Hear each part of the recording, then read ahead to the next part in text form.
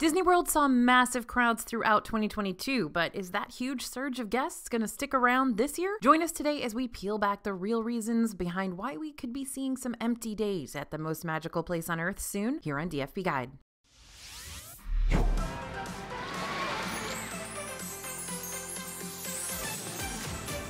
Hey everybody, it's AJ for Disney Food Blog. So Disney World crowds were no joke last year. Ride lines were hours long, dining reservations felt near impossible to snag, and park pass reservations were filled for several days, months in advance. But is this spike in demand going to continue in 2023? Today we're going to explore the top 5 reasons why Disney World may be seeing fewer crowds this year. But before we get started, keep in mind that these are predictions on our part. We're not saying that parks will for sure be less busy, and there will definitely be times when they'll be very busy. In fact, you may not see much of a crowd dip at all depending on when you're there. But because of the following 5 reasons we're discussing, there's a chance that the intense shoulder-to-shoulder waves of guests may not be as prominent as we saw throughout 2022.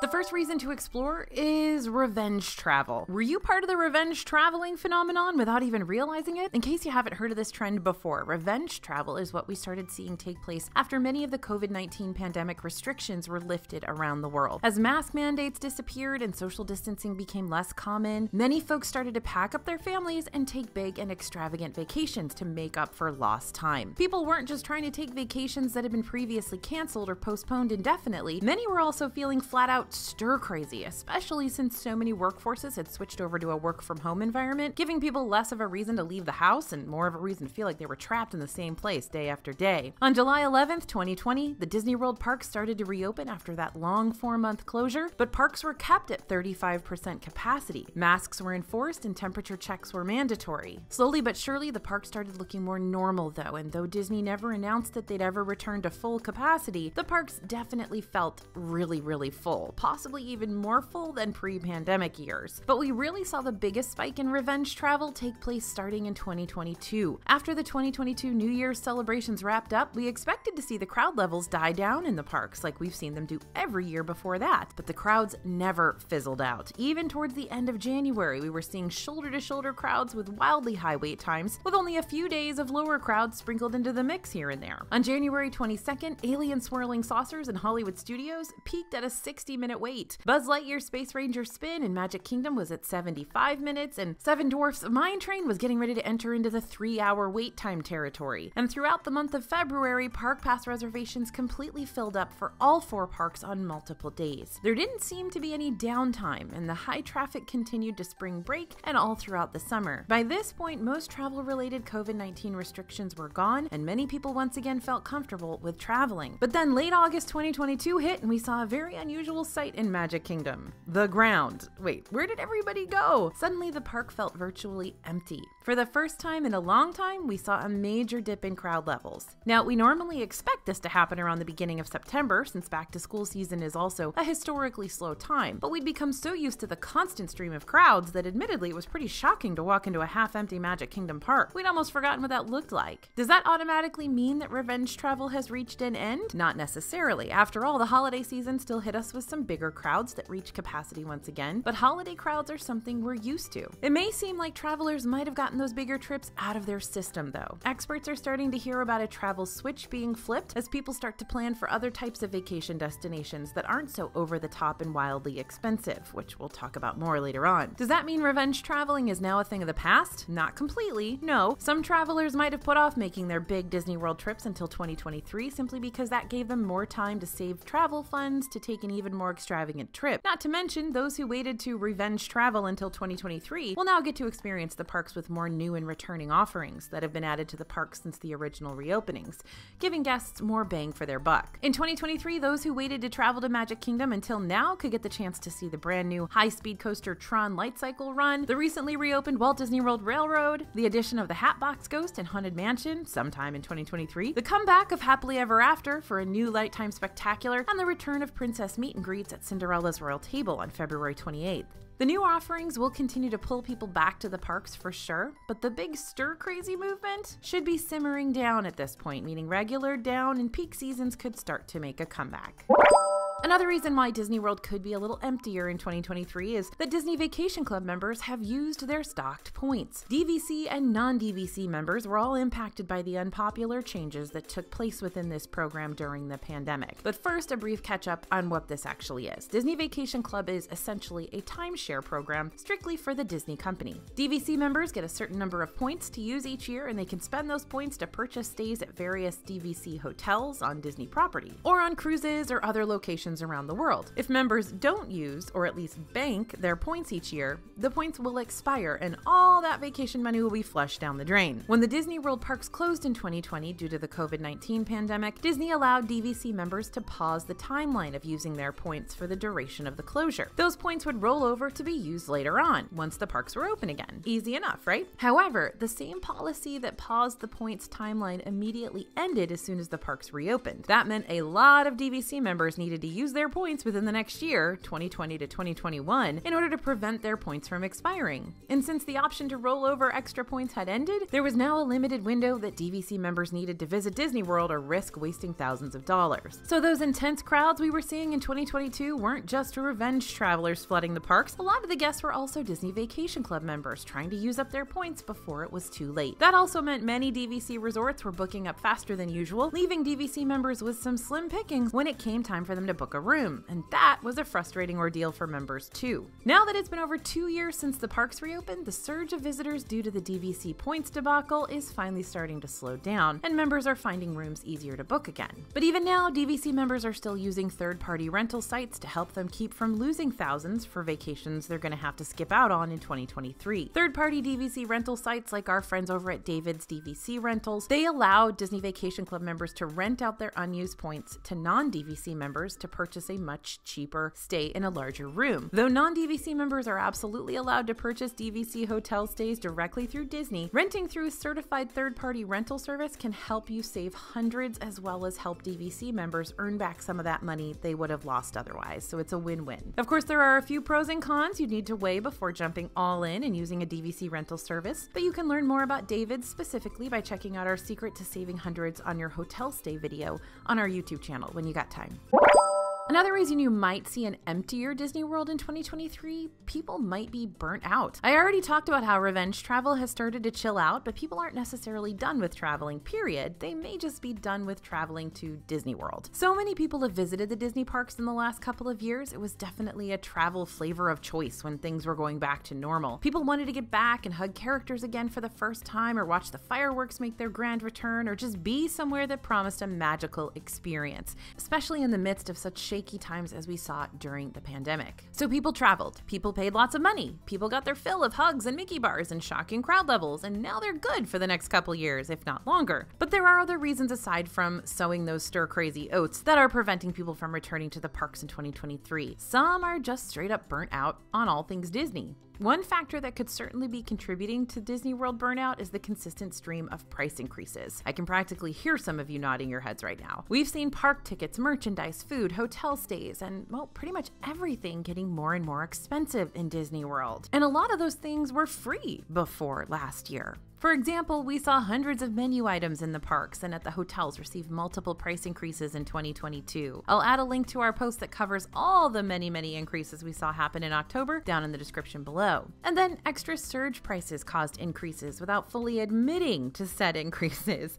Genie Plus, the add-on extra that allows you to skip the lines on some rides, used to be $15 flat per person per day. And before that, it was free when it was FastPass. Now, however, Disney World has introduced surge pricing for this line bypassing perk, which means it starts at $15, but can get more expensive during peak times. We've already seen that Genie Plus prices have the ability to jump to $29 during holiday seasons. Park hoppers also received a similar surge pricing system. What was once a flat rate of $65 for standard park hoppers has now transformed into a starting rate of $65 per person per ticket, with the ability to jump as high as demand deems necessary the day of your visit. And one day one park tickets also got surge pricing when a park-based pricing system system was introduced at the end of 2022. Now you not only have to worry about surge pricing depending on what season you visit, you'll also have to worry about pricing based on which park you choose if you're only going to be visiting one. Burnt out yet? Just wait. Other extras have also gotten more expensive, like building a droid or lightsaber in Galaxy's Edge at Hollywood Studios,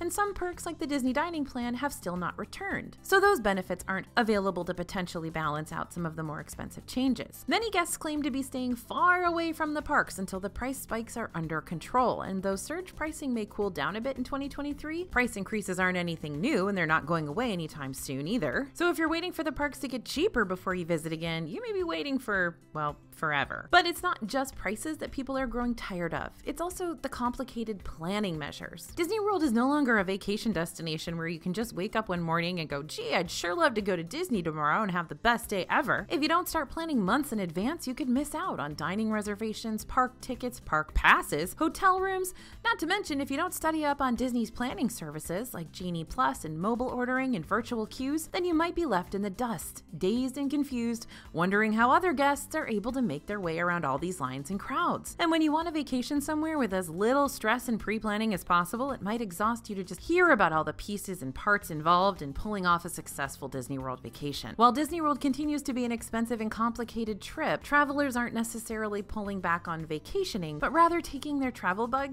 elsewhere in 2023 to experience something less normal and more unique, affordable, and easygoing. According to Expedia Brands president John Geiselman, he states that we're seeing a surge in trips to culture capitals, a new wave of interest in wellness retreats, and a spike in demand for outdoor destinations.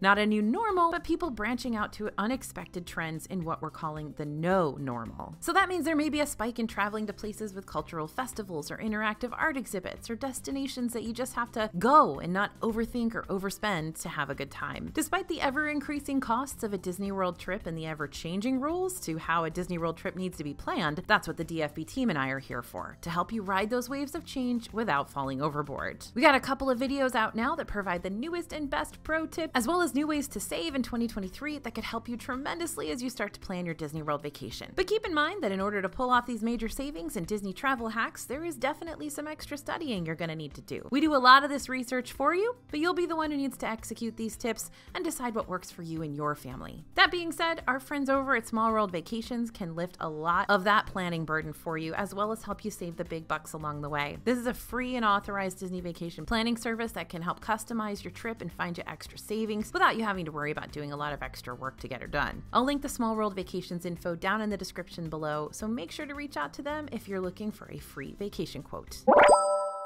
Another reason we might see lower crowds in Disney World, the recession talk may have some people worried. Many people are currently worried that the U.S. economy is entering a recession. Steve Henke, a professor of applied economics at Johns Hopkins, told CNBC there's an 80% chance of the U.S. falling into a recession. Some other experts are less confident in this possibility, with a CNBC study of economists, fund managers, and strategists revealing that many claim there's a 52% chance. But either way, the possibility is very, very real and on the forefront of many potential Disney guests' minds. During a recession, a variety of factors come together to weaken that economy. Less consumer spending, cut back on salaries, reduction of available jobs, slowing investments, other trends that can sometimes create a circular pattern of less investment in business and thus fewer jobs available. And even if the US avoids a recession in 2023, the threat of one is enough to convince people to scale back on spending and stock up on savings, and that might mean a Disney World vacation has to wait. When the US economy took a hit in 2012, Disney used the time to invest more in its theme parks, which resulted in a boom in attendance once the recession was considered over in 2013. What this means is that crowd levels did indeed drop that year, and the same thing could happen this year. During the 2008 recession, Disney World attendance stalled, with visitor numbers staying about the same as seen in 2007, which is pretty different from the usual trend of increasing attendance we see in the parks each year. So is Disney planning anything right now to prepare for this potential recession, aside from moving forward with a few new projects to continue sparking guest interest? At the moment, Disney executives noted that they're currently working on a plan and would reveal more about it later on once it's been completed. However, they did give a few hints about what that plan might include. First of all, CFO Christine McCarthy acknowledged that Disney must keep the health of the consumer in mind when we think about achieving all of our goals this year. So it already sounds like Disney may be preparing to miss the mark on some financial goals if the economy takes a downturn. McCarthy said that offering discounts in the parks has previously been a good tool for encouraging higher demand, and Disney may utilize utilize that again if required. Now hold on, didn't I just get done talking about how Disney World more than likely won't be lowering its prices anytime soon, if ever? I still stand by that, but we're not talking about potential price decreases. We're talking about potential discounts for already existing prices. Don't get too excited yet, though. McCarthy also noted that Disney won't use discounts to the extent they used them during the last recession. However, during this earnings call, it was also noted that Disney may explore, quote, more flexibility in its annual pass holder programs, which could mean that Disney will use this potential time of lower demand to cater more to annual pass holders. What you need to know right now, however, is that annual pass holders are guests who have invested more in Disney as a long-term relationship, so Disney could be wise to focus on those people if they're trying to retain some demand during a recession. We don't know what savings are going to look like in the future, but we do know that we'll keep you updated on any and all discounts we stumble on in 2023. Sign up for the DFB newsletter. It's totally free, and that's where all the information is going to go first. The link to sign up is right in the description.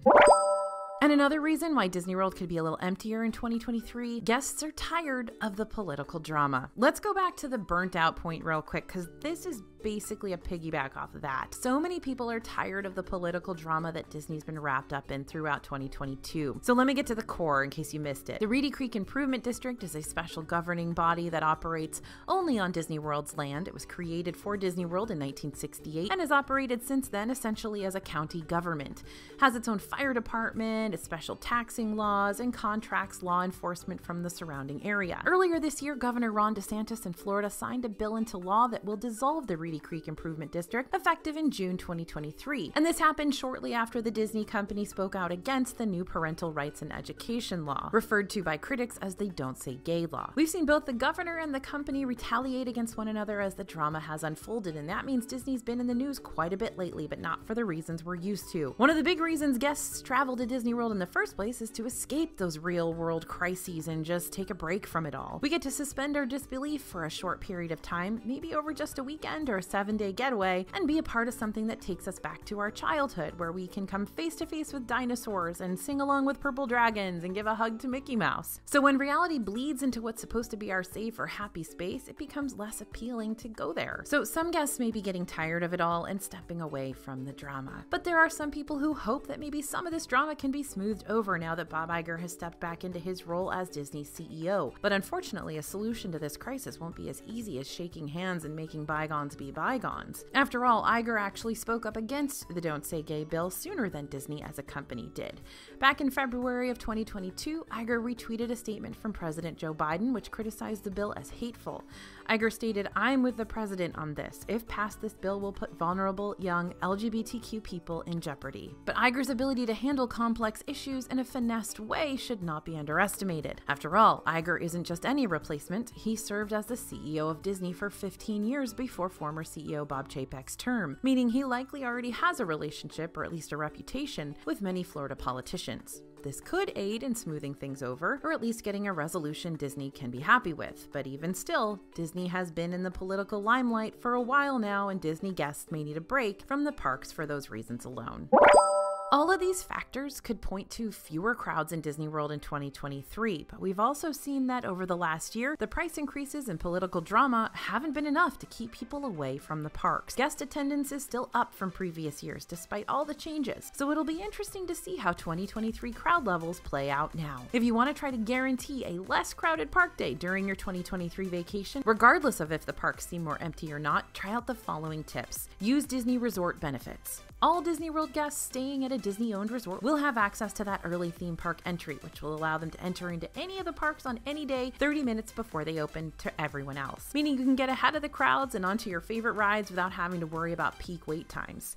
Also, deluxe resorts offer those extended evening hours to guests on select nights at certain parks, giving only deluxe resort guests the ability to stay in the parks up to 2 hours after they close. Epcot's extended evening hours usually happen on Mondays, Magic Kingdom's happen on Wednesdays, and Hollywood Studios happen on Thursdays. That can change, but as of right now, that's what we're seeing. You can also purchase tickets for after-hours events. These are returned to Magic Kingdom and Hollywood Studios and are separately ticketed events where you can stay in the Disney theme parks for 3 hours after the park park closes. There are specialty treats and drinks included in your ticket as well, which definitely don't forget to take advantage of those. And because the number of tickets sold for the parties is limited, you can often find lower wait times than usual on the rides and attractions. And of course, you can visit during more guaranteed non-peak seasons. Though January gave us a wild ride last 2022, we're still waiting for a final verdict for what this January's crowd levels will have in store. However, like I mentioned earlier on, we did still see fewer crowds in the parks during late August and throughout the month of September, which stays true to what we've known of the parks for years. When school's back in session, crowds drop significantly, and surge prices do too. So if you want to guarantee a less crowded Disney World, plan your trip at the end of August or beginning of September. And of course, don't forget to keep checking back with your good friends here over at DFB for more information on crowd trends. We are in the parks every single day. We are putting on our social media what the crowds are looking like, what the predictions are, so that you can plan your best trip ever. And we've also got some new recommendations and tips as we get deeper into 2023, so stay tuned. Thanks for listening, everybody, and thanks for watching. As always, this is AJ for Disney Food Blog, and we'll see you real soon.